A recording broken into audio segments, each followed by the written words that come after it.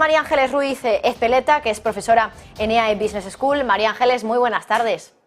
Hola, buenas tardes. Bueno, María Ángeles, hoy es el Día Europeo de las Pymes, de las pequeñas y medianas empresas.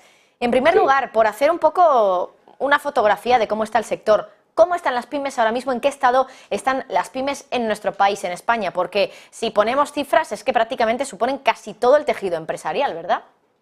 No hay duda. Y yo lo que también haría aquí es una diferenciación, porque nosotros hablamos de pymes tal como lo describen o lo definen la Unión Europea y España, y bueno, hay unos tramos que son muy distintos.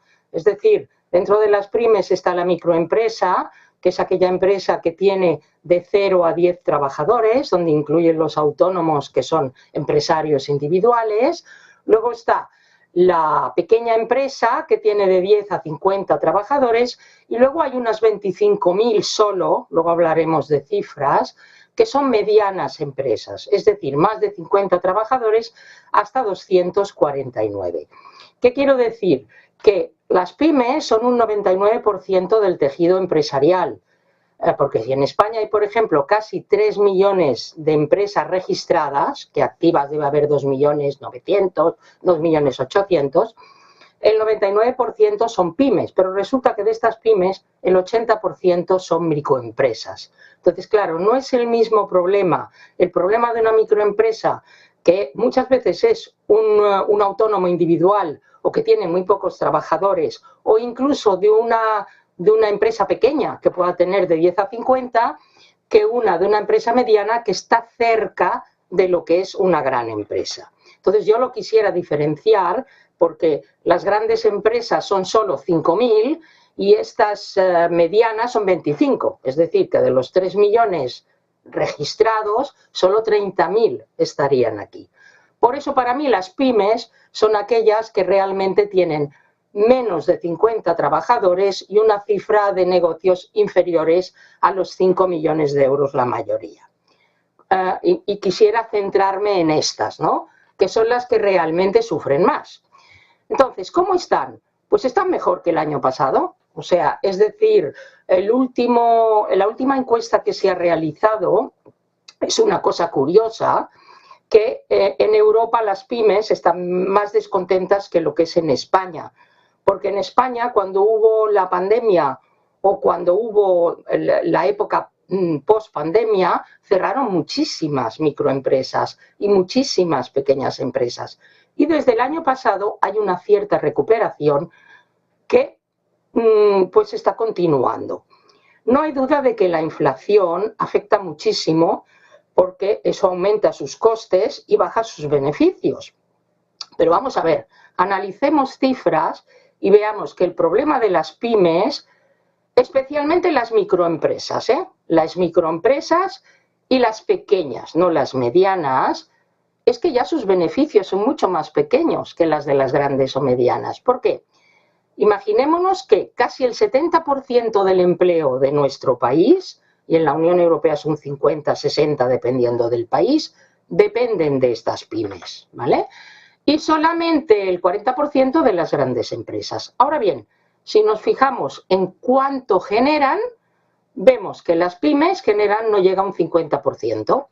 Quiere decir que de entrada están generando menos, soportando más empleo, con lo cual tienen un beneficio muy inferior a las medianas y a las grandes empresas. Es decir, el sufrimiento del beneficio ya lo han tenido siempre. Entonces, no quiere decir que estén peor. También hemos de pensar que, por ejemplo, vemos que las cifras pues van aumentando las microempresas. ¿Pero por qué van aumentando? Porque en un momento en que hay un mercado de empleo que es un poco volátil, pues muchas personas que se quedan sin empleo deciden ser empresarios, microempresas, y por eso aumentan, ¿no? Es decir, no vamos peor, porque hemos estado peor durante la pandemia y la prepandemia. Hay una pequeña recuperación que seguirá constante. Pero yo lo que aconsejaría a las administraciones es que en lugar de hacer el Small Business Act o muchas palabras, realmente pusieran un poco de atención a las microempresas, porque sobre ellas está el 70% del empleo global de España, ¿no? Y atención, ¿a qué me refiero? Pues que, por ejemplo, ahora los fondos Next Generation, que sí es cierto que muchos van dedicados a pymes, hay muchos programas que dicen para las microempresas no. A ver, yo entiendo que si yo soy un gobierno y tengo miles de millones a repartir, pues me es más sencillo repartirlo entre las 5.000 grandes y las 25.000 medianas, ¿no? Que ponérmelo a repartir entre los 3 millones de empresas que hay, o 2,5 millones. Pero esto siempre ha sido así, con lo cual lo que hacen es que las pymes son las grandes sufridoras que van manteniendo el empleo de los países. No estamos peor, pero se debería hacer algo para no ir... No estamos peor, pero su evolución en el tiempo no es que mejore en cuanto a rentabilidad, ¿eh? O sea, eso es un poco mi opinión. Violeta, profesora en EAE Business School, muchísimas gracias por hacernos esa radiografía de cómo están ahora mismo las pymes, en este caso microempresas y pequeñas empresas, también que en estos momentos son las que más han sufrido después de la pandemia y la inflación también. Gracias. Gracias a vosotros, adiós. Bueno, y mientras tanto echamos un vistazo